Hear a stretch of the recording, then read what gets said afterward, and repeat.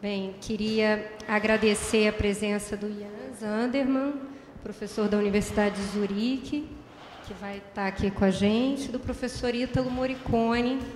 Eu vou apresentar o professor Ítalo, que é poeta, professor de literatura brasileira na UERJ e editor da EduERJ.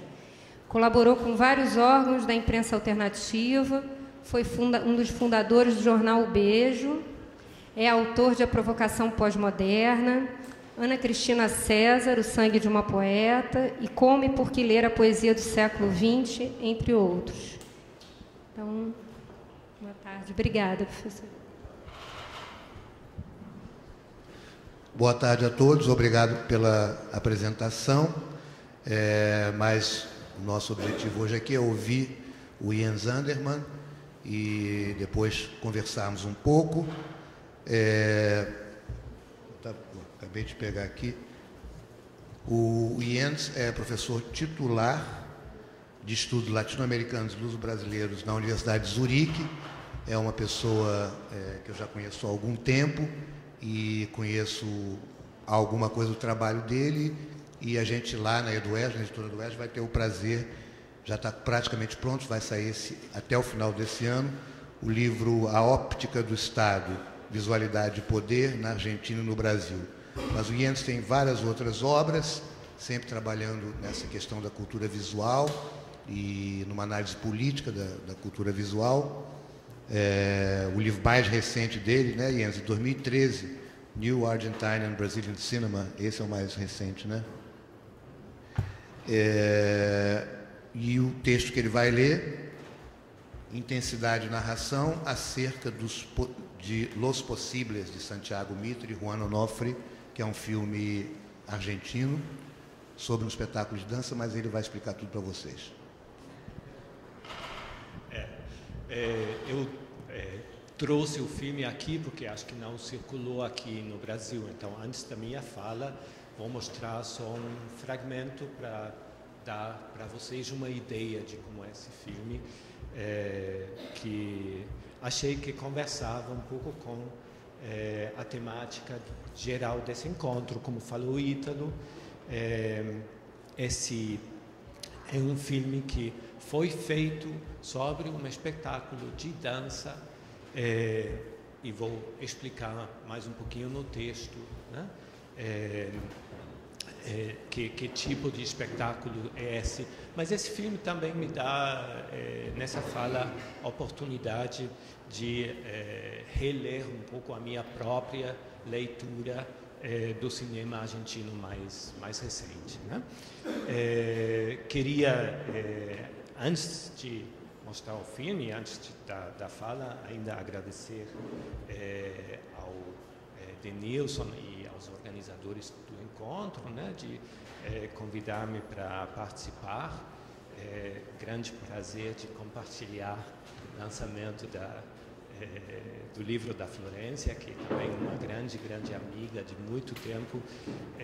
Então, nada, vamos talvez baixar um pouquinho as luzes, vamos ver uns 5, 6 minutos do começo do filme, que não é começo mesmo. O filme começa com uma pequena sequência ficcionalizada, que é a chegada dos atores ao ensaio de dança. Ainda a gente, ao começar o filme, não sabe ainda, né, que esses são bailarinos de uma trupe de dança, e então isso é o momento de começar o espetáculo. Então, filmada nos sótanos retrofuturistas do Teatro Argentino de La Plata, Los Posibles, de Santiago Mitre e Juan Onofre. Juan Onofre é o coreógrafo, né, que dirigiu o espetáculo de dança. Los Posibles é muito mais do que apenas uma versão adaptada ao cinema do espetáculo homônimo produzido pelo Grupo Quilômetro 29, uma troupe de dança integrada por jovens de uma área marginal do cinturão urbano de Buenos Aires. Tem alguns bailarinos profissionais, mas a maioria deles são jovens, né, de uma área do conurbano, do cinturão urbano de Buenos Aires.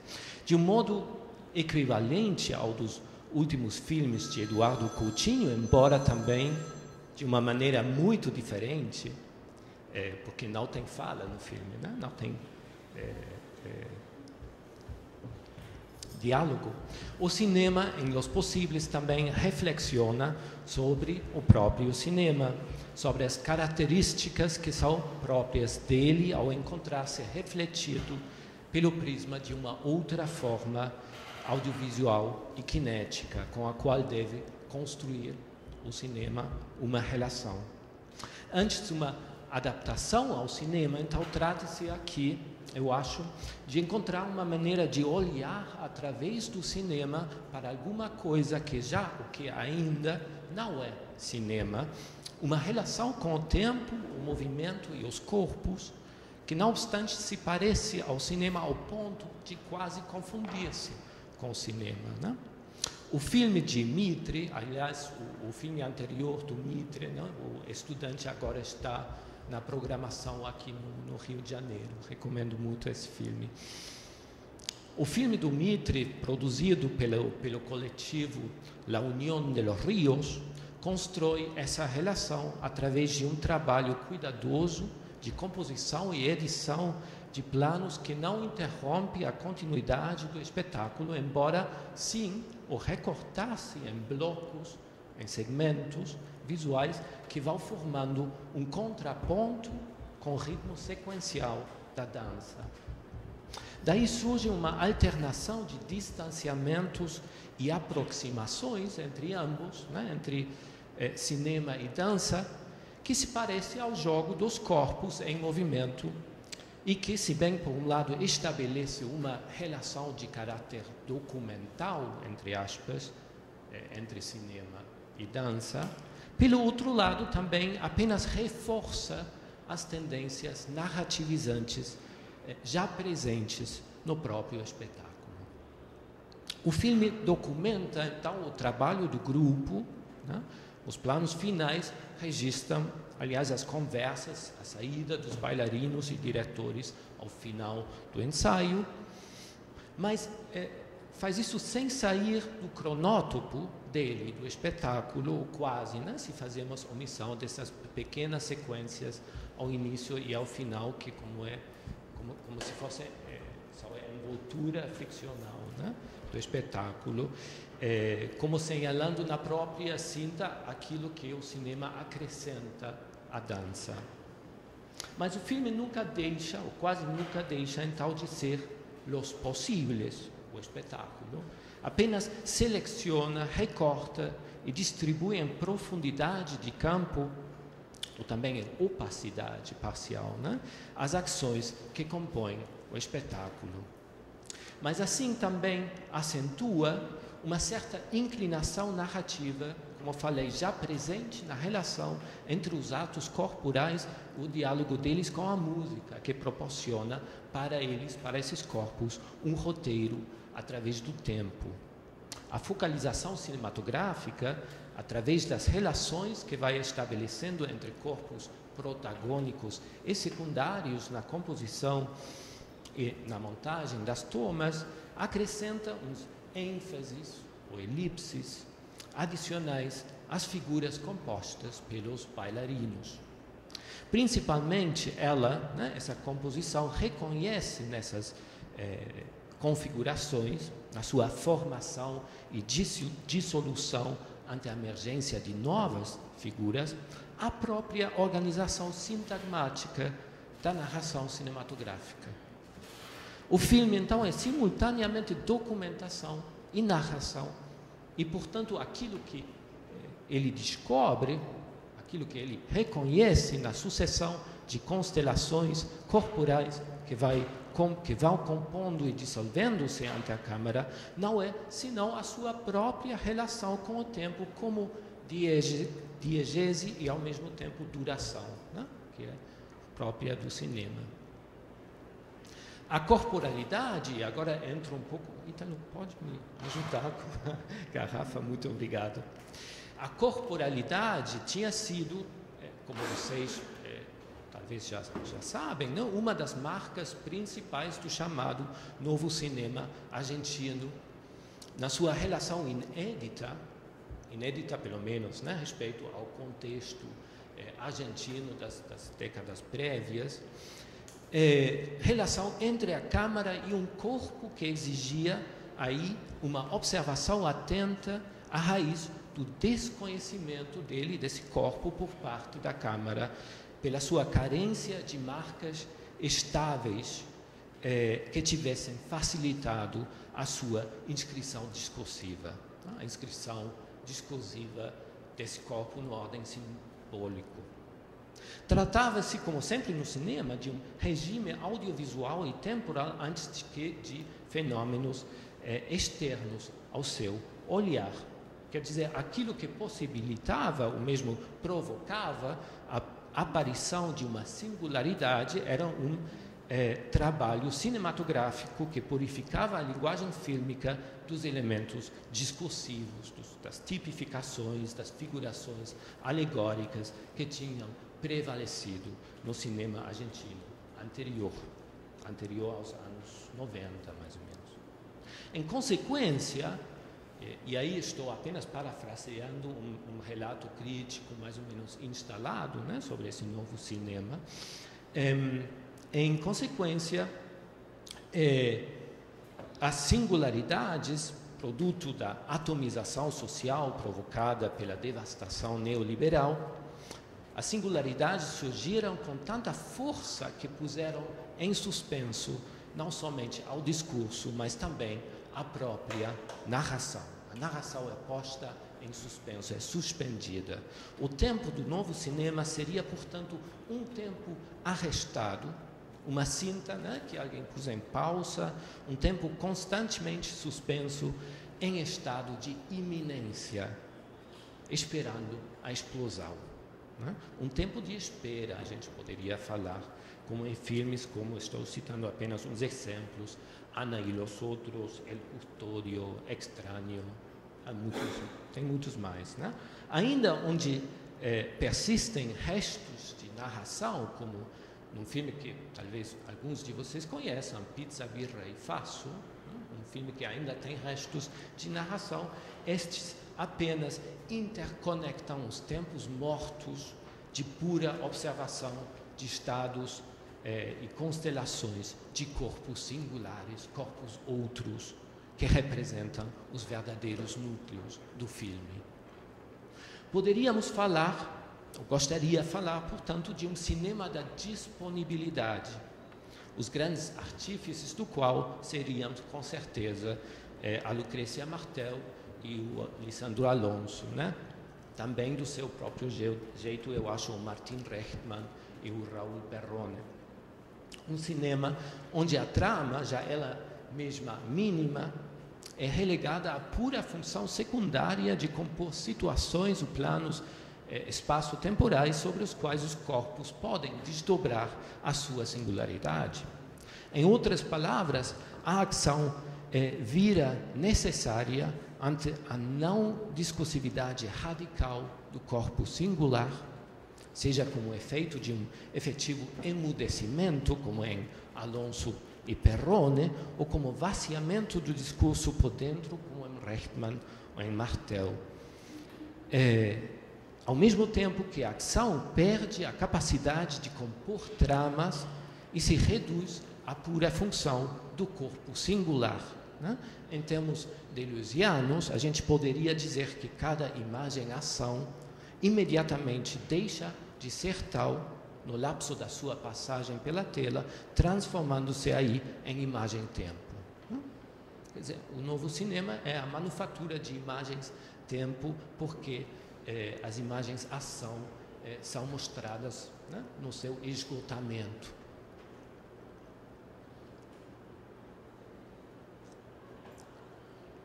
O corpo disponível, então, aquele que fica na antessala do acontecimento e da trama, não porque nada lhe acontecesse, senão porque, em geral, estes atos e encontros entre corpos ficam sem inscrição discursiva alguma, que permitiria ao personagem ou ao espectador processá-los como experiências. Por isso, como tem sublinhado a Ana Amado, muitos filmes do novo cinema possuem um ritmo de estasis e precipitação, no qual a acumulação de atos inacessíveis à experiência, né? Atos em estado de suspenso e de iminência, essa acumulação de atos inacessíveis desliza-se a uma explosão súbita e incompreensível. Né?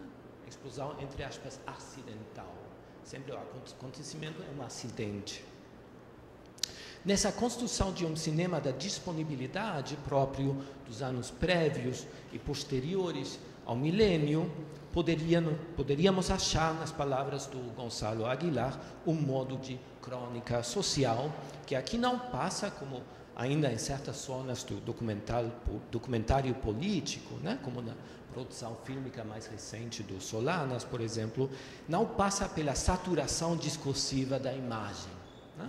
Imagem que em Solanas, pelo contrário, nunca deixa de ser vista como superfície ideológica, né, a ser desmontada pelo discurso crítico, até diria redentor da palavra. Né? Não. Aqui, pelo contrário, acontece a expurgação do discurso para fazer surgir na tela uma imagem síntoma. Esse termo de Huberman acho que é bem interessante para descrever esse momento do cinema. A aposta em disponibilidade do corpo outro entrega na expressão cinematográfica aquilo que o discurso já não consegue formular. É o contrário da filmografia que, em certo documentário político, no último Solanas, volta mais uma vez a pronunciar em nome de um sujeito coletivo, um discurso autorial, omnisciente da verdade, sujeito cuja desintegração, sujeito coletivo cuja desintegração esses filmes denunciam sem que isso tenha consequências para a própria enunciação fílmica, porque assumir essas consequências implicaria reconhecer o esgotamento da própria forma representativa. Né? Em câmbio, a imagem síntoma, e acho que aí acontece a ruptura forte, né, no cinema argentino dos 90, a imagem síntoma possibilita na tela a emergência de um corpo outro, um corpo expulsado não só das estruturas do estado de bem-estar, como também das redes tradicionais de contenção clientelista que tinham sido varridas nos anos 90 pelo mesmo sistema do qual elas tinham se nutrido e ao que tinha aportado um certo controle, né, sempre relativo, de conflitividade social. Não se trata, então, já não se trata, eu acho, exclusivamente de corpos, entre aspas, subalternos, né, cuja exclusão constitui, reproduz ao interior do discurso as relações de hegemonia. Né? Não é apenas isso. Mas bem, o corpo em disponibilidade aparece ante a implosão, a eclosão do discurso, né? Ante o retrocesso de qualquer instância de entramar esse corpo que, na sua disponibilidade, dá origem à imagem síntoma. O melhor foi através da produção visual e narrativa, ou contra-narrativa, de corpos em disponibilidade, que o novo cinema podia compor imagens síntoma desse país em default econômico-social, né? A partir dos gestos, inclusive da imobilidade, da falta, ausência de gestos desses corpos carentes de discurso. Mas agora, como se sabe, a emergência do kirchnerismo na última década significou também a recomposição dos marcos discursivos, né? Expressada em, mas não limitada, a reconfiguração de identidades políticas, reemergência de linguagens sociais que ainda deve ser posta, eu acho, em relação crítica com a explosão da atividade literária, editorial, nesse mesmo lapso de tempo, e ainda com o auge do teatro, que em muitos aspectos tomou as rendas da crônica social que o cinema tinha levado na década anterior. É que para o cinema, a renovada aposta em relato do social representava, antes de mais nada, um desafio aos protocolos de captura do real a partir da suspensão narrativa, que, como tem advertido o David Urbinha, suspensão narrativa que corre o risco, hoje em dia, de se transformar em puro maneirismo, né? Em pura repetição de fórmulas, uma vez que perdeu hoje a sua condição de imagem-síntoma. O filme monumental, em mais de um sentido, mas sobretudo enquanto à extensão temporal de mais de 4 horas, de Mariano Chinás, Histórias Extraordinárias, de 2008, né? Título que desafia, ironicamente, o título do Carlos Sorin, Histórias Mínimas, que é do 2002, mas, sobretudo, eu acho, as compilações de curta-metragens que a Universidade do Cinema produziu a partir do 95, né, e que foram uma sorte de marca de fábrica do novo cinema, né? Histórias Extraordinárias aposta não na ausência, mas na sobreabundância de discurso, construído desde o início como suplemento e excesso da imagem, como incontinência verbal que faz explodir a imagem e que empurra o filme para frente, né, em direção a uma proliferação e bifurcação das tramas narrativas. Para quem não conhece o filme, basicamente sempre tem uma voice-over que às vezes corresponde às coisas que aparecem na imagem, mas às vezes também se afasta totalmente, né, da sequência visual. Graças a essa separação constitutiva entre imagem e discurso, cuja tensão mútua é o que mantém a nossa atenção por mais de 4 horas, o filme de Chinás ilude o fechamento alegórico do signo sobre ele mesmo, próprio do cinema narrativo dos 80, para entregar-se, pelo contrário, gozosamente às ambivalências e à proliferação dos sentidos.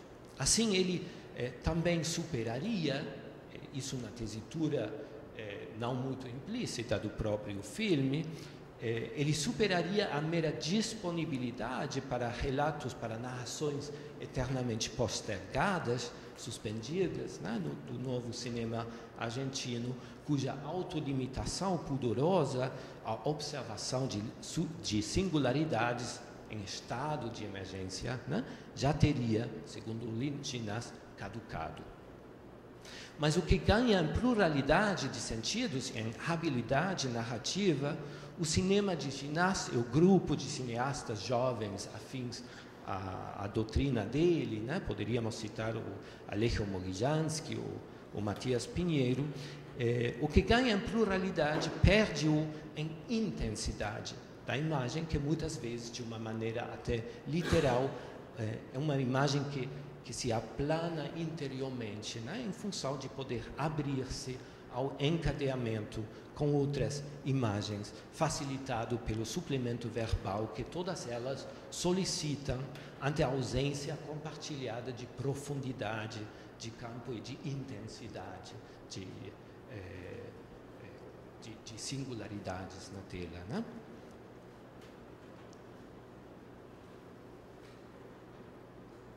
De todas formas, eu acho que essa operação Chinás, né, essa provocação de declarar por fechado todo um ciclo de cinema na Argentina, indubitavelmente teve o mérito de acabar com o medo ao discurso, com o medo à narrativização, cuja mera suspensão na época pós 2003, 2004, já não alcançava para conseguir fazer crônica do presente. Aliás, por outra parte, essa virada, esse regresso à narração já tinha sido antecipado desde as fileiras do próprio cinema novo argentino, com as longas mais recentes de Lisandro Alonso, né, Liverpool, de 2008, o mais recente, Rauja, de 2014, Lucrecia Martel, A Mulher Sem Cabeça, de 2008, Albertina Carri, A Raiva, La Rábia, de 2008, e aqui vem vários filmes mais, né, uma longa lista de filmes que a gente poderia citar para, acho que argumentar a tese que as próprias pessoas relacionadas a esse novo cinema já tinham se aberto a eles mesmos a uma certa renarrativização, né, do cinema. Esse regresso à narração é algo assim como a conjuntura compartilhada por todos esses filmes, né, que são filmes muito diferentes entre eles, mas essa mesma diversificação, né, de fórmulas narrativas, acho que atesta a reemergência hoje em dia de possibilidades narrativas múltiplas, já sem limitar-se a um presente cuja descomposição semântica impossibilitava o entramamento dele, ao mesmo tempo que revelava singularidades até então inacessíveis à câmara. E nessa conjuntura marcada por uma crescente versatilidade narrativa, mas também por um retrocesso enquanto à intensidade da imagem fílmica, eu acho que ainda incipiente, filmografia produzida pelo coletivo de cineastas nucleados na produtora La Unión de los Ríos, representa uma das propostas mais interessantes. Formado pela produtora Agustina Jambi Campbell e os realizadores Santiago Mitre, né, o cara que fez esse filme, o Alejandro Fadel, autor de um filme muito interessante chamado Los Salvajes, Os Selvagens, de 2012, e Martín Mauregui, autor de Amor, Primeira Parte, de 2005. O grupo caracteriza-se não só pelo modelo compartilhado de uma produção independente, né, quer dizer, que ilude o sistema de cofinanciação estadual, mas também pelo interesse comum em, por um lado, encarnar, né, acrescentar-lhe corpus a esse labirinto discursivo inaugurado pelo Ginás, e, pelo outro lado, por conservar ou voltar à intensidade, do olhar solicitado pelos corpos singulares do novo cinema nos anos prévios, né? Mas agora introduzindo esses corpos na sintaxe da narração. Eu acho que esse é o desafio que se formulam esses rapazes, né? Como manter a intensidade de corpos singulares ao mesmo tempo de colocá-los em narração. Evidentemente, essa dupla aposta formal impunha também a necessidade de decidir-se por alguma das opções que o cinema da disponibilidade ainda tinha mantido em suspenso, né? E além da iminência. Los Salvajes, o filme de Fadel, sobre um grupo de jovens fugidos de um instituto de correção à deriva numa natureza em abandono, é sobretudo essa aposta em ficção, em relato, né, de um corpo outro, cuja singularidade, a marca do cinema de um Lisandro Alonso, é aqui levada a confrontar, a interatuar com outros corpos, não menos singulares, com o efeito de produzir constelações, né, de produzir tensões entre esses corpos, mas sem revelar o seu enigma, né? Permanecem enigmáticos, mas entram em constelações em tensão. Los Possíveis pode ler-se, sugero, né, desse ponto de vista, como uma sorte de ensaio tratado sobre a proposta estética do grupo, mas sem sair da própria prática fílmica, né? Sem propor um metadiscurso, necessariamente, em relação a essa prática fílmica. Quer dizer, é um filme, portanto, nas linhas que o Lisandro Alonso já tinha explorado no seu filme Fantasma, de 2006, né? Que também é uma sorte de reflexão sobre o próprio cinema, mas ainda fazendo cinema, não como Glauber, né, escrevendo manifestos sobre o próprio cinema. É um manifesto, mas ainda é um filme. A dimensão reflexiva, a dimensão metacinemática, que se vocês quiserem, não surge então aqui como em Fantasma, como no filme do Alonso, não surge aqui através do recurso ao cinema, dentro do cinema, né? O Alonso mostra os seus próprios atores dos filmes prévios assistindo à projeção desses filmes e assim constrói um metanível, né? Aqui não passa isso, né? Aqui a dimensão reflexiva é construída a partir da diferença e convergência, né, entre filme e espetáculo, que o filme representa nos dois sentidos o conceito de representação, documentando o espetáculo enquanto dança, mas também recompondo esse espetáculo em versão de cinta fílmica, né? Quer dizer, o famoso Darstellen e Vertreten do Hegel. A condição dançante dos corpos na tela permite à câmara trabalhar uma dimensão que já tinha estado presente em alguns filmes do novo cinema, sobretudo, eu acho, em Martel e Alonso, novamente. Há de um contra-ritmo, uma outra organização do tempo que aqui intervém criticamente como um terceiro em discórdia, que dissecta e recompõe num diálogo frágil com a música e a coreografia. O filme é leitura desde o cinema das idas e voltas do tempo da bateria e do sintetizador ao tempo do movimento corporal, né, entre os quais se forma o ritmo, mas é leitura no sentido bartesiano de uma coescrita crítica, né, do texto, do espetáculo. E a leitura também de um cinema da disponibilidade que já aprendeu descobrir, ou mesmo produzir nos movimentos e nas figuras que compõem os corpos em formação da troupe, estados de iminência narrativa. Né? Um cinema que já sabe como fazer isso.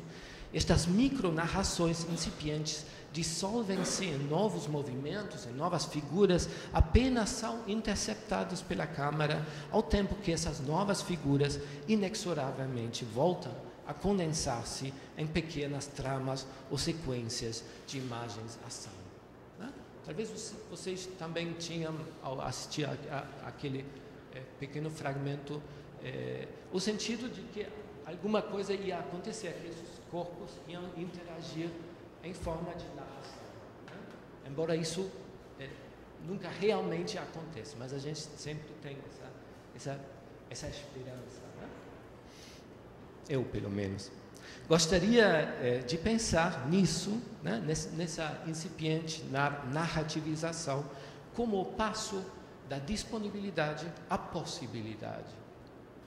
Como um momento, como a passagem da posta em relato que os possíveis, o filme Los Possíveis, não tanto dá, o filme não dá esse passo, mas reflexiona, pelo contrário, tanto na sua dimensão documental, né? Trabalho de quilômetro 29, como posta em relato de corpos atentais soltos, né? Mas também na sua dimensão de recomposição do espetáculo teatral. Né? Quer dizer, o filme reflexiona, descreve o trabalho do grupo, o projeto do grupo, né, da União de los Ríos, de passar da disponibilidade à possibilidade. Descreve como se fossem as condições de possibilidade desse passo. A toma cinematográfica, em outras palavras, reproduz, mas também acentua, inclusive reordena a constelação de corpos, respondendo às sugerências da coreografia no cenário com a profundidade de campo. O que acrescenta ainda o filme é uma discursivização própria da imagem-ação, para a qual uma constelação de corpos é também um modo verbal, né? Constelação de corpos é o modo verbal da narração em cinema, quer dizer, uma modalidade narrativizadora, né? Uma modalidade de construir e entramar personagens através dos lugares protagônicos e secundários que estes ocupam no campo da toma. Aqui a diferença do cinema de Alonso não é a distância média, né? Modalidade de observação própria de um cinema da disponibilidade, a forma predominante, não é a distância média, senão a sucessão de planos curtos e medianos, com ou sem profundidade de campo, com alguns poucos planos gerais. Quer dizer, uma interrupção e fragmentação deliberada do movimento contínuo, que, não obstante, mantém-se na trilha sonora, né? A bateria, a música é contínua, embora o ritmo visual entrecortado, como para ressaltar, né, continuidade sonora que ressalta pelo contraste a descontinuidade da sequência visual. Recortagem e descontinuidade, pois que, se por um lado deixam ver o trabalho da dança, e também, através dessa descontinuidade de tempos, o trabalho do próprio cinema em relação ao trabalho da dança, pelo outro lado, ressaltam a singularidade de cada um dos corpos unidos pelo espetáculo, né? Quer dizer, a singularidade corporal, sublinhada pela ausência de nomes e vozes no cinema, no filme, né? A singularidade corporal é aqui a única marca identificadora desses corpos, desses personagens, né? O que permite a nós, aos espectadores, reconhecê-los como personagens nas novas constelações nas quais eles entram e saem ao longo do espetáculo. Ou seja, singularidade e narrativização, e um pouco esse núcleo ao que quero chegar, né? Singularidade e narrativização viram aqui elementos indissolúveis, indissociáveis, tanto da composição da toma quanto da sua posta em sequência pela montagem. O entramamento, a ficcionalização, entre aspas, que o olhar fílmico opera com os bailarinos, mas que, como falei, né, já estava, de algum jeito, insinuado pelo próprio espetáculo de dança. O entrenamento não apenas não suprime essa singularidade incorporada, mas ainda transforma essa singularidade no seu próprio horizonte. A meados do filme, traz de uma pausa no ensaio, referido por painéis lentos que recorrem à sala principal do teatro argentino e os diferentes elementos da sua cenotecnia, voltamos, né, literalmente a descer com a câmera aos sótanos e às paredes e tubos de cimento desnudo ao espaço inferior, né, ao espaço dos possíveis. É também o momento da aparição da linguagem, de uma voz que arenga e convoca mais uma vez aos dançantes. Mas é assim como os movimentos bucais que em seguida trocam dois deles, como se estivessem comunicando-se nessa língua, é um som incompreensível e que literalmente traga as palavras, efeito produzido pela retroprojeção distorcionada de uma voz gravada. Quer dizer, uma língua que volta a ser tragada pelo corpo. Uma língua tornando-se glossolalia, unindo-se mais uma vez com o órgão físico do qual ela tinha se desprendido. Essa volta para o corpo, precisamos ainda sublinhar, é como em todo o espetáculo aqui é feito de um dispositivo técnico, né? Distorção e retroprojeção de uma gravação. Poderíamos concluir que essa fala incompreensível, a não ser como função corporal, como deglução da fala pelo corpo, na ficção interior do espetáculo, é precisamente a língua dos possíveis, os quais, nesse aspecto, seriam também os selvagens do filme do Fadel, já não corpos disponíveis, marcados pela eclosão do discurso, que já não consegue entramá-los, mas, pelo contrário, corpos que interatuam, corpos que se relacionam e enfrentam nessa mesma intempérie além do discurso, compondo séries, entre aspas, incompreensíveis, mas não por isso menos codificadas, menos sujeitas a regras e ordens. Selvagens do discurso, falantes de discursos selvagens, são os corpos portadores de um novo cinema da possibilidade, cujas implicações poéticas e políticas apenas começamos a perceber.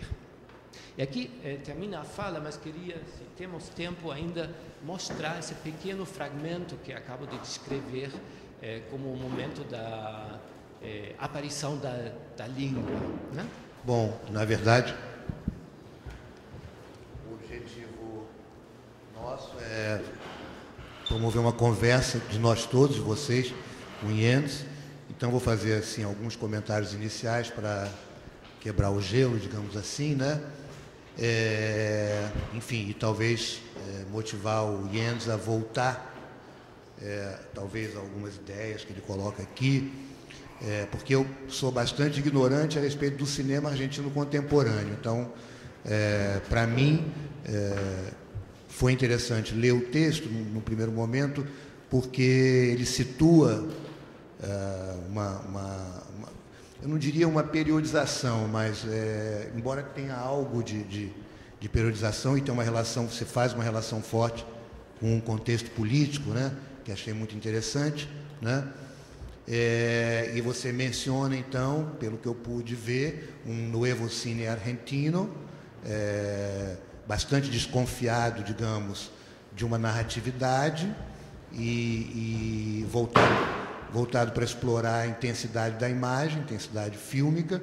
Depois temos um segundo momento, né, que você conecta com o kirchnerismo, né, e que também, de uma certa forma, contamina os cineastas do novo cine argentino, né, de recuperação de uma discursividade, em alguns momentos numa clave assim de excesso, né, e também um certo fechamento de sentido alegórico, né, mais representacional, mais mimético, né. E, bom, em alguns momentos, enquanto eu lia o seu texto ontem, que eu li a versão em espanhol, você leu uma versão um pouco reduzida, porque é mais concentrado no filme, né, de hoje, né, que eu achei muitíssimo interessante, porque eu só vi o filme todo depois que eu tinha lido o seu texto, né, então não tive, no momento da leitura, não tive uma dimensão tão boa como hoje da pertinência mesmo, da maneira como você lê, assim, como filme, né? Embora eu entenda o seu ponto. Quer dizer, o seu ponto é que, nesse momento em que houve uma certa recuperação da narratividade, houve uma espécie de um retrocesso da intensidade da imagem, e que agora eu não ousaria jamais usar a palavra síntese, né? Mas que tem um jogo, um novo jogo entre aquilo que se chama de iminência do acontecimento, ou iminência do narrado, e essa revalorização da imagem. Então, acho que você coloca várias questões assim, muito interessantes, né? Por exemplo, pegando aqui das notas que eu tomei, eu destacaria a questão, você fala, né, que digamos assim, há um entramar quase narrativo em constelações corporais, né, em tensões criadas entre esses corpos em disponibilidade, né, que eu achei isso bastante interessante, né. E eu estava agora pensando aqui, num certo sentido, porque você não deixa de assinalar que, naquele momento prévio ao trabalho da União de los Ríos, você acha importante uma certa recuperação da narratividade, mas que há um retrocesso na intensidade da imagem, né? E aí agora, hoje, né, vendo esses trechos do filme e te ouvindo falar aqui, quer dizer, não sei se a gente poderia falar de um procedimento, sei lá, de retrocesso, né? De um plano dessa combinação, como uma combinação entre planos de pré-linguagem e o próprio fato que tem aquela glossolalia no final, né? E o fato de que, como você mesmo diz, né, há uma abertura da disponibilidade para a possibilidade, mas que não chega a se concretizar, né? Então, isso são algumas questões que eu acho que seria interessante, talvez, você explorar um pouquinho mais, não sei. Mas eu também destacaria o seguinte: claro que não é o teu objetivo nesse texto, né? Não é o teu objetivo, digamos assim, aprofundar muito a dimensão meta. Quer dizer, você, na verdade, se refere à dimensão meta-cinemática e não é o teu objetivo principal analisar a própria relação estabelecida entre o filme e o espetáculo de dança em si, porque, num certo sentido, no plano que você aborda, o espetáculo de dança e o filme, com todo o seu elemento meta-cinemático, né, eles estão mais ou menos no mesmo registro, né? Então, você fala, pelo menos no mesmo projeto estético em si, né? Mas você fala que tem convergência e divergência, né, na maneira como o filme se relaciona com esse espetáculo de dança. Então, uma coisa que a mim chamou muita atenção foi no filme em si, né? Não é nenhum questionamento em relação ao seu próprio texto, chamou muita atenção exatamente a divergência, né? Como você mesmo fala, né? Quer dizer, no filme você vai criar focalizações intensas, mas também a opacidade. A criação de opacidade é um elemento fundamental na maneira como o filme se relaciona, né? E também os planos curtos são muito diferentes da experiência de um espetáculo de dança, né? Então você tem toda uma riqueza também, né? Que está também nos rostos, né? Que são destacados do filme. Então, um conjunto de questões para você comentar um pouquinho. Bom, depois a gente abre. Não, é interessante, eu mesmo não vi, né, o espetáculo de dança, porque nunca passei por Buenos Aires no momento em que se apresentava, mas todo mundo com o qual falei que tinha assistido tanto ao espetáculo quanto ao filme falou que era uma experiência bastante diferente, né? Assistir ao filme, assistir ao espetáculo de dança, e alguns tinham gostado mais de um, mais de outro. Mas é certo, né, que o filme deliberadamente se afasta, né? Não é apenas... quer dizer, a gente poderia imaginar um documentário feito sobre essa experiência, né, de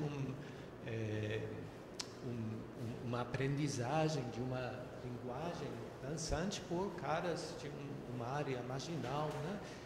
Que tivesse sido um filme totalmente diferente a esse filme, né? Que, por um lado, se limita a afirmar o que acontece no cenário, mas criando uma experiência audiovisual totalmente diferente, né? Através, você tem toda a razão com que a opacidade talvez até mais fundamental do que a focalização, né?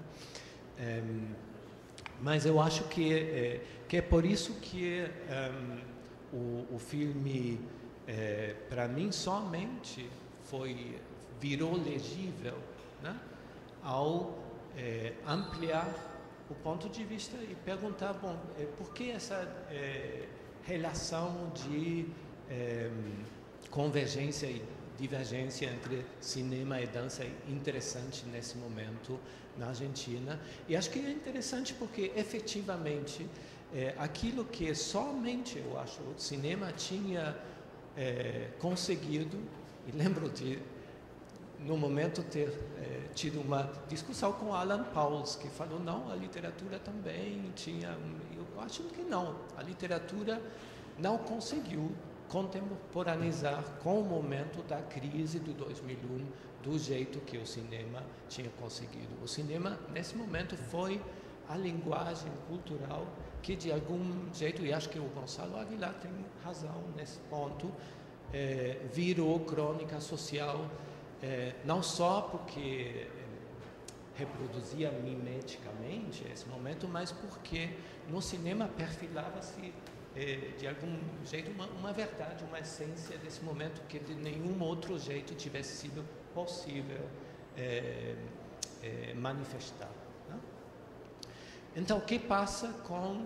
E acho que isso é o que aconteceu em grande maneira, essa sensação que você teve naquele momento e que me atraiu tanto, né, do cinema desses anos, de estar em presença de algo que se revelava, né, na tela, e que já não passa, porque deliberadamente a tela é esvaziada no cinema do Ginás, né? Você ouve histórias, mas não passa pela presença na tela. Mas sim aconteceu na década de 2005 até agora no teatro e na dança, né? E claro que a presença no cenário é um outro tipo de presença, que é a presença de corpos singulares capturados pela câmera e reproduzidos na tela. É um outro tipo de presença que acontece aí. E eu acho que aquilo que então é interessante no filme porque os caras se deram conta, ou simplesmente porque aconteceu, que o filme, através do filme, o cinema recupera uma sorte de capacidade de reflexionar sobre esse momento, né? Porque o cinema agora tem que ir ao teatro para, mais uma vez, lograr esse efeito, né? Porque não pode mais ir para o Chaco, para Patagônia, ou sei lá onde, né? Porque tem que ir ao teatro. Então é isso que acho que eu quis aproveitar para reler, né? A partir desse momento, o que tinha acontecido com o cinema. E obviamente, essa volta da narração, essa volta do discurso é tanto kirchnerista quanto anti-kirchnerista, né? Quer dizer, não é só... Acho que a reemergência de narrativas políticas, em verdade, muito antigas, né? Peronistas, antiperonistas, na Argentina é também síntoma de uma volta mais ampla à narração, à possibilidade de narrar o social, que eu acho que também é interessante, porque não tem acontecido da mesma maneira, por exemplo, no Brasil. Aqui as narrações políticas não despertam muita paixão, né? Pelo menos não em todo mundo, enquanto na Argentina é quase horrível.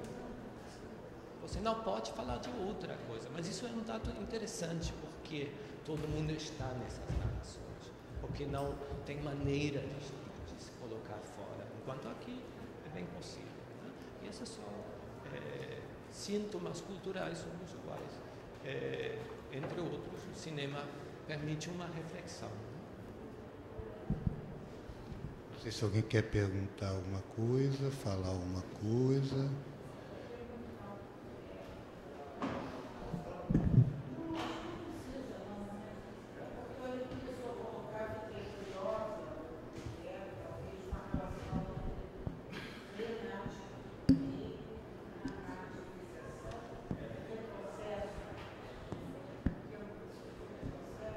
Da intensidade da imagem, né?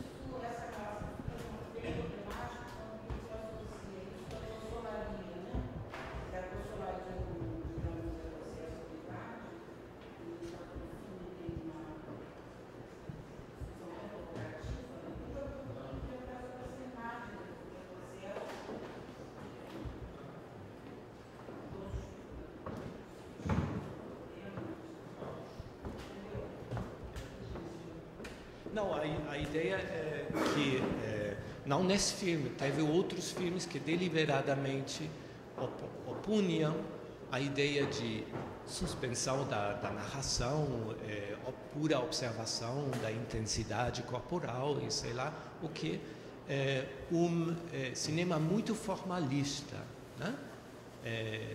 De quase borgiano, né? Desse tipo de narração, onde os papéis eram simplesmente peças de um jogo formal de narração, né?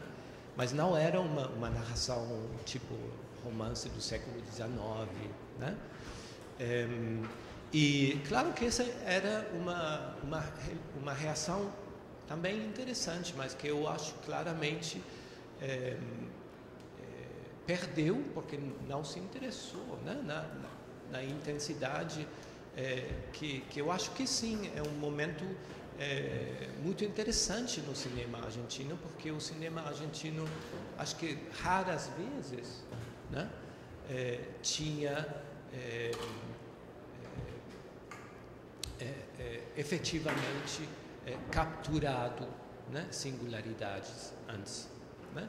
Então essa é um pouco a minha reação a outros críticos. O David Urbini estava, acho que mais do lado daquele grupo que falou, não, agora isso já é puro formalismo, né? Repetitivo. Tem pessoas que apostam nesse cinema neoformalista, neomodernista, e eu acho que esse cinema que fazem o Mitre, o Fadel, vai por um outro lado, né? por um outro tipo de cinema também narrativo, mas onde, como você sugere, a narrativização não implica uma perda de intensidade da imagem, pelo contrário, né? Eu acho que esse filme também cai, né, do lado desse outro grupo.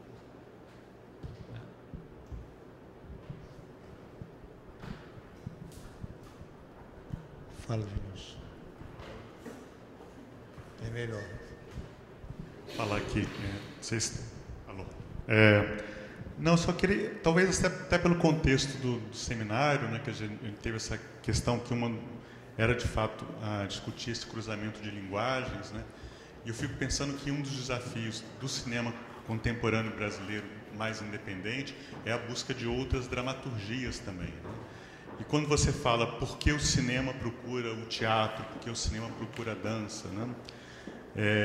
Isso que eu queria talvez discutir um pouco com você. Não será também para fugir de uma tradição realista, né? Quer dizer, porque é claro que eu acho que talvez há uma série de simultaneidades, né? Que eu fico pensando que ao mesmo tempo, no caso do Federico Leon, que faz um trabalho, né, como Eu no Futuro, que é basicamente quase um filme curto, né, de 50 minutos, como esse é de 1 hora, né, que é uma instalação teatral, né, quer dizer, e ao mesmo tempo ele faz um documentário mais tradicional, como Estrelas, né. Eu acho que é o mesmo caso aqui, o mesmo diretor tem propostas diferentes, né. O Estudante acho que não tem muito a ver, ou pelo menos, não sei, com esse tipo de proposta. Então parece que é tanto o desejo de narrativização quanto essa busca da intensidade dos corpos, né, ela pode se dar por caminhos diferentes. Porque, de certa forma, esse filme, que tem eu vi hoje de manhã muito rapidamente, né, ele tem 1 hora, é um filme, fora aqueles balbucios, não tem diálogo, né, quer dizer, é um grupo de 7 jovens, que no final a gente pode entender como um fim de um ensaio, de um espetáculo de dança, porque se dá no porão do teatro, a gente vê o teatro em cima, mas, de qualquer forma, você tem, se há uma busca de real, como você sugere, na questão de ser um documentário, absolutamente não tem nada a ver com naturalismo. Eu tenho muita dificuldade de ver qualquer vínculo, né, com a questão, por exemplo, do kirchnerismo, né? Então, eu acho que é claramente um grupo isolado, né? Eu digo assim, mas tem argumentos que você sugere, né, quer dizer, como esse novo cinema se dá. E no caso específico desse filme, né, que é o filme que a gente está discutindo, que parece que é muito mais um grupo isolado, que você tem experiência de uma realidade sensorial, né, dos corpos, né? Você falou de corpos que se relacionam, né? singulares, não sei se tanto, né? Quer dizer, mas certamente que se relacionam e que são altamente espetacularizados, altamente erotizados, né? Quer dizer, né?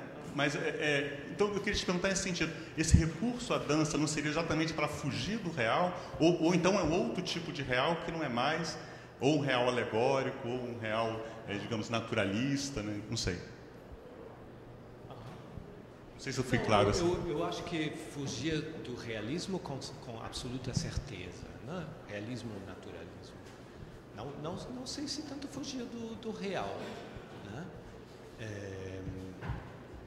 Só que, quando estava ouvindo você falar, eu estava pensando, né, no filme da Cristiane Jatahy, que a gente mostrou no outro encontro, A Falta que Nos Move, que, né,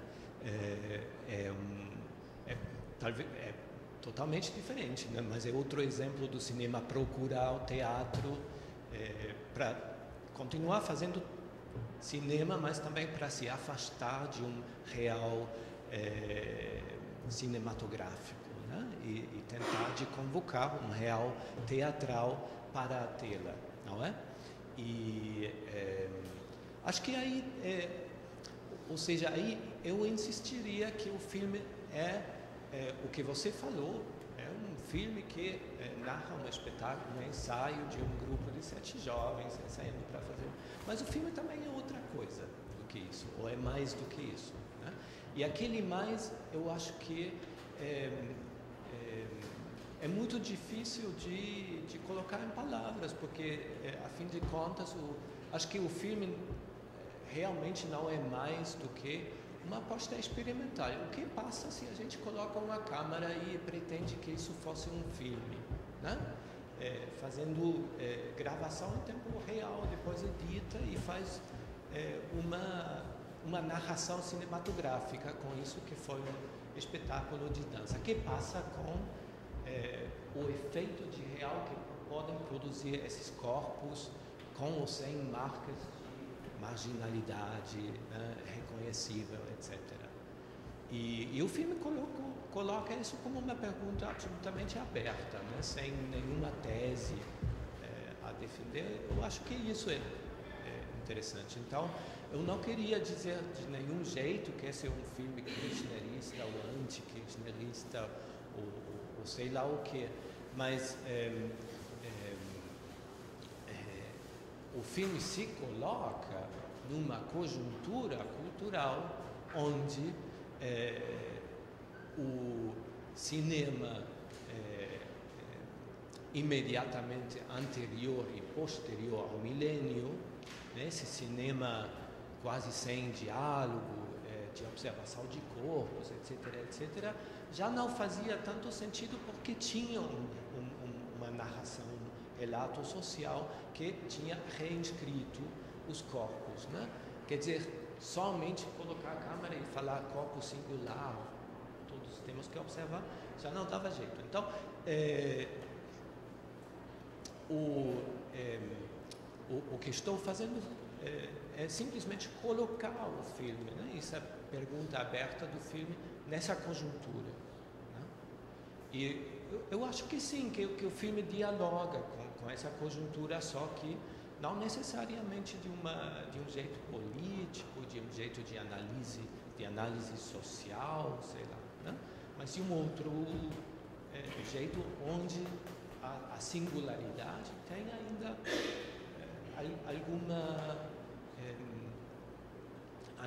alguma importância, eu acho, né? Mas não a mesma que 10 anos antes. Eu queria... Florência, fala.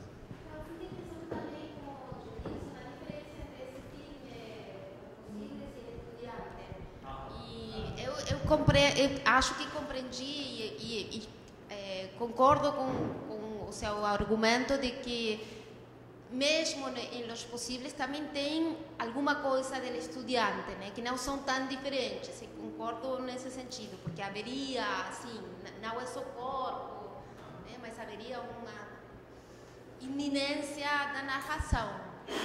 Era isso que você propunha, mais ou menos? Ou não? Não, e então a pergunta é como explicar um pouco a diferença e a semelhança entre o estudante e os possíveis. E enquanto eu não vi nem o espetáculo de dança, nem o filme, só aqui que vi esses pedacinhos que você mostrou. E fiquei pensando se não tem nessa passagem do estudante para os possíveis uma certa, não sei como, pensei assim, só olhando, de que era um pouco como se fosse a narração que a dança sempre tem, a trama, sei que a dança não tem trama, né? Mas tem como alguma história que vai se desenvolvendo entre os corpos, que não chega a ser trama, narrativa, não sei nada de dança, estou falando assim meio, mas às vezes tem, né, como, não sei o que é, que vai acontecendo aí entre os corpos, você vai seguindo o que vai acontecendo entre os corpos, não sei se chama trama isso, ou como chamar, a coreografia é uma sorte de trama, né? Então, se a diferença entre o estudante e os possíveis não pode ser compreendida um pouco entre essa diferença de como que os possíveis tomaria aquilo que a dança, essa interface entre o cinema, a linguagem do cinema e a linguagem da dança, né? Uma coisa assim. Como seria essa diferença entre Não, obrigado. É ótima pergunta, porque até comecei pensando numa coisa que acho que pode ser interessante. Né? O Estudante realmente é um filme muito diferente. Né? É quase que um action movie de política universitária. Né? É um thriller, né? Onde tem um filme noir, mais bem. Onde tem traições, também um filme muito físico, sei lá. E acho que a semelhança entre os dois filmes passa talvez tem uma relação com o teatro que é interessante em O Estudante, né? Tem primeiro porque os atores são todos reconhecidos atores de teatro, mas tem uma cena, e eu escrevi uma coisa sobre o filme que partiu daquela cena onde o que é legal do filme é que um filme que narra uma coisa que todos que tínhamos estado em política universitária reconhecemos, mas sem por necessariamente conteúdos, né? A gente não tem um grupo que é mais radical, outro que é mais menchevique, outro que é, sei lá, mas não se sabe se é um filme pró ou contra isso ou aquilo, né? É somente a estrutura formal, digamos, né? da política universitária, mas sim com um jogo, né? Com a história, sei lá, pró-antiperonista. E tem esse grupo que a gente não sabe se é socialista, radical, comunista, faz um campo um campamento, né, de treinamento dos ativistas, sei lá, onde eles tomam muita, não cachaça, o que se toma na Argentina, sei lá, ginebra, e um deles começa a recitar um discurso do Perón, né, e todos começam a atuar, né, como se estivessem nesse discurso, mas para ironizar, né, não para eles são mais bem contra, né? Eu acho que é uma cena-chave do filme porque, na verdade, todas as atuações políticas de todos os caras são atuações absolutamente teatrais, né? E até como eles, mesmo nas suas relações mais íntimas, estão sempre, né, nessas conspirações políticas, esse tipo de teatralização ou de teatralidade do político permeia todo o mundo social que vemos na tela, né? E aí tem novamente, acho que uma reflexão sobre o teatral, ou sobre a representação, que talvez seja, né, improviso um pouquinho, o que conecta os dois filmes. Só que ambos os filmes fazem essa reflexão de uma maneira absolutamente diferente. Eu queria só voltar a essa questão, uma parte da questão que o Denilson levantou sobre contextualização, quer dizer, não em termos assim de você fazer uma relação mecânica, né, entre um determinado objeto e um determinado contexto histórico, mas eu achei, porque assim, o conceito fundamental no seu texto é o corpo disponível, né? Mas, por outro lado, o que é esse corpo disponível, né? Ele está num ponto zero, né? Eu tinha falado que ela perguntou, que eu vi agora um movimento assim, como de retrocesso, que eu digo assim, é de situar a narrativa ou de situar o desenvolvimento do trabalho num plano assim que seja pré-linguagem, mas num certo sentido também a gente poderia dizer que você tem nessas constelações que são tramas, eu veria as constelações como um entramar, né? Tem um trabalho do entramar, não se chega nunca a uma trama, né? É como se esses corpos também estivessem começando na aurora de uma própria domesticação. Então, então, adquirindo uma linguagem, digamos assim, né? Mas aí o que coloca a questão é se esse corpo disponível é um corpo que está no ponto zero, sem linguagem nenhuma e sem domesticação prévia, sem esquema prévio, que não é bem o caso, obviamente. Mas eu achei incrível essa colocação que você faz, né?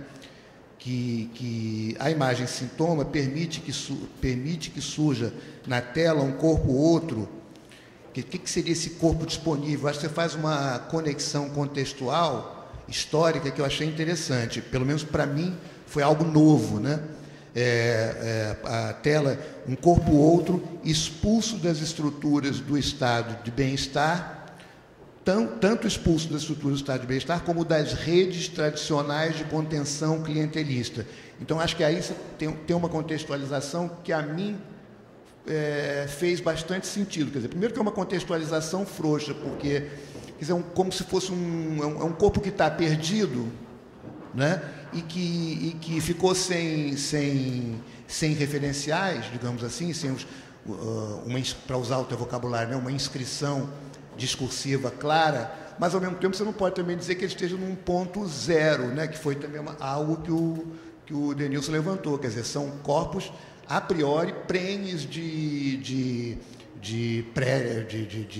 eroticidade, e aquela cena belíssima, né, que eu acho uma das danças, um dos movimentos mais belos do filme é aquele primeiro movimento, que foi o que você colocou aí, né, do primeiro dançarino, né, que trabalha com as suas mãos, né, e tem toda uma introspecção do corpo, e aí logo em seguida vem aquele outro dançarino que também começa com um movimento de mãos, mas que é completamente oposto, tem uma movimentação quase que agressiva, e no decorrer do espetáculo ele é uma espécie de um guerreiro. Então acho que tem elementos pela própria roupa, elementos de uma cultura masculina periférica, né, de uma homossocialidade.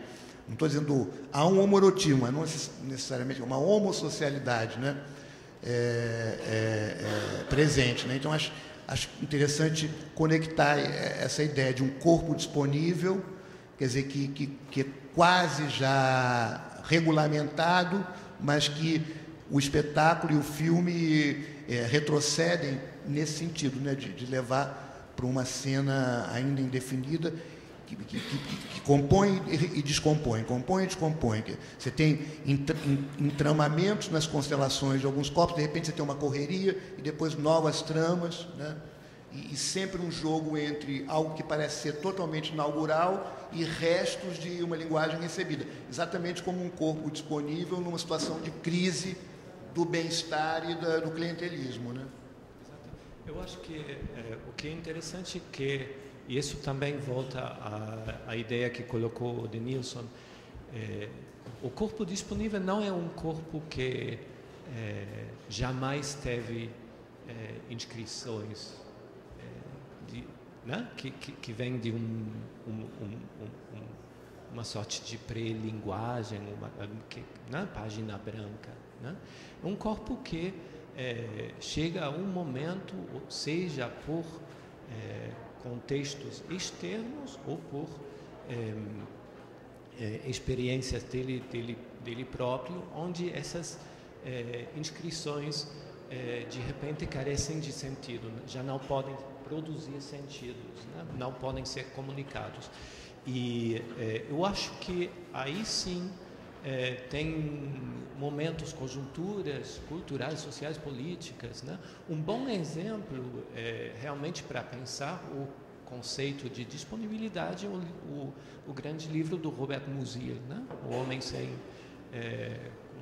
caráter, sem qualidades, né? Der Mann ohne Eigenschaften. Que quase nem é um corpo, né? É uma fala, mas tem umas belíssimas páginas sobre esse momento de se colocar sempre anterior à decisão, né? A disponibilidade é isso, né? Anterior à decisão por uma ou outra das opções. E então eu acho interessante como quer dizer, aqui, ou seja, ainda é difícil até para mim de formular isso, né? Mas eu acho que observando o cinema argentino dos últimos, sei lá, 15 anos, né?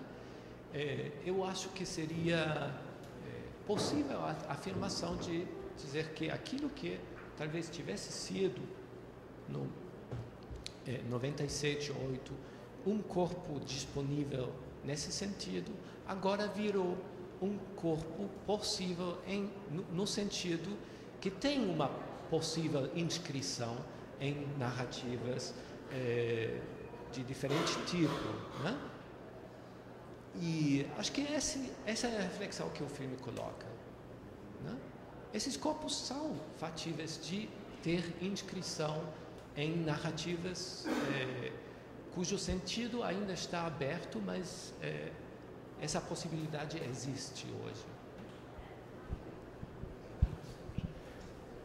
Lá atrás.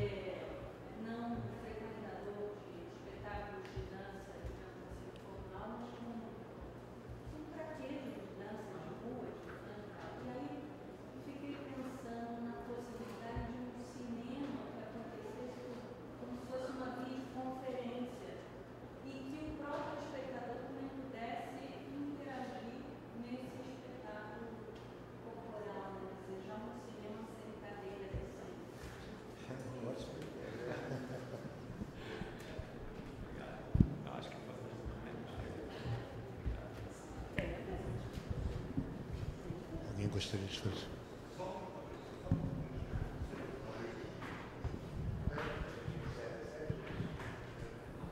Só para frisar que eu acho que não sei se te interessa, que eu acho muito legal quando você falou essa ideia. Para além dos corpos disponíveis, são corpos que se relacionam, né? Quer dizer, que tem ali uma... Mas também tem uma coisa que eu fiquei pensando, não sei se você gostaria tanto, né? Eu tenho a impressão que não. Mas quando, por exemplo, a Ana Amado fala no livro dela, A Imagem Justa, e ela analisa o Pântano, da Lucrécia Martel, para essa ideia de corpos fatigados, né, corpos horizontais, a própria imagem do pântano, né, remete a essa ideia do cansaço, da fadiga. Aqui é o contrário, né? São corpos, né, quer dizer, atléticos, né, quer dizer, são corpos viris, né, quer dizer, verticais, né, quer dizer, que querem talvez encontrar outras, né, quer dizer, possibilidades de narrativa, de encontro, ainda que a gente não saiba bem o que se dá, né, o que acontece no final. Porque o final, para quem não viu, né, quer dizer, acho que não tem problema de dizer, espero, né, quer dizer, é um fim de seria o fim de ensaio, mas como você disse, é mais do que um ensaio, né, quer dizer, acho que tem essa ideia. E é o segundo momento que aparece algum tipo de palavra que a gente não entende, ou menos, não sei se para quem é hispanohablante alguma coisa se entende, né, mas a gente entende pouco, eu entendi pouco. No final tem, não sei se era questão do áudio, né? E naquela parte que você falou também, são balbucios. Mas, de qualquer forma, essa ideia de que há uma outra corporalidade, né? Que é distinta um pouco desse filme tão paradigmático como é o Pântano, né? Da Lucrécia Martel. Não sei se é uma coisa que você poderia explicitar mais, que eu acho que é uma coisa interessante, me parece, né? Não sei. No final, o filme termina com o final do ensaio, né? E alguém fala bem, e eles começam a conversar entre eles, vão saindo, e a gente percebe mais ou menos alguns trechos de conversas aí, né? Porque já não é essa língua rara. Mas é interessante que a última sequência, ainda depois, né, um daqueles caras fica aí, né, e continua ensaiando. Quer dizer, volta e a câmera fica com ele, né, os outros saem. E aconteceu uma coisa engraçada, porque eu tinha a absoluta certeza que esse cara que fica e continua ensaiando é o cara que faz depois de um dos protagonistas do filme Los Salvajes, né? Mas ainda foi depois, porque queria checar, né, antes de... E não, é outro, totalmente outro, o qual me deixou um pouco perturbado, né? Porque aquele papel que compõe nesse filme tem tantas semelhanças com aquele outro, né, que achei que era o mesmo ator. O que me fez depois pensar, né, nas semelhanças, primeiro entre esse filme Os Selvagens e depois com a filmografia desse grupo todo, né? Então foi um misreading produtivo, mais uma vez. Mas é interessante, queria chegar a isso, né, que o filme também vai além, né, dessa demarche realista, ao ficar com um cara que ainda não saiu, que ainda está no espetáculo, mesmo quando o espetáculo já acabou. Acho que a gente então encerra aqui. Agradecer muitíssimo a super estimulante fala do Anderman. Espero que a gente logo tenha ele de volta. Diga. 15 minutos de intervalo para a gente começar a mesa com a Florência Garramunho e a Paloma. Não sei se a Paloma já chegou. Obrigado.